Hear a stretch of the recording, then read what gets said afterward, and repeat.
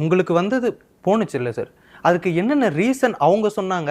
என்னென்ன ரீசன் இருந்திருக்கும்னு நீங்க அனலைஸ் பண்ணியிருக்கீங்களா? There might be reasons. Kathir sir drop பண்ணதுக்கு I felt maybe he had good reasons. அவர் வந்து ஒரு அசிஸ்டன்ட் டைரக்டர் லுக் என்கிட்ட இல்லை அப்படின்னு ஃபீல் பண்ணார். நான் ரொம்ப வெளுப்பாக இருந்திருக்கணும், இல்லை என்னோட தோற்றம் ப்ளஸ் தாடி மீசை இல்லாதது. அப்போல்லாம் ஒரு மேண்டேட்ரி சினிமாவில் அசிஸ்டன்ட் டைரக்டர்னால் தாடி மீசை,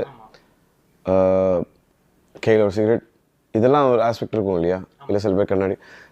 அது வந்து was not there in me. எனக்கு அப்போ மீசை தாடி வராது. அண்ட் அவர் ஒரு பெயிண்டிங் வரைச்சிட்டு அந்த மாதிரி இருக்கணும். நெக்ஸ்ட் வேறு இடத்துல போகிறோம். That was uncalled for. Bharathiraja sir select பண்ணிட்டாரு.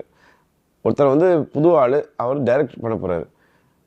சீனியர் குருநாதர் சொல்லும்போது அவர் அது பண்ண வேண்டிய நெசிட்டியே கிடையாது. That was uncalled for.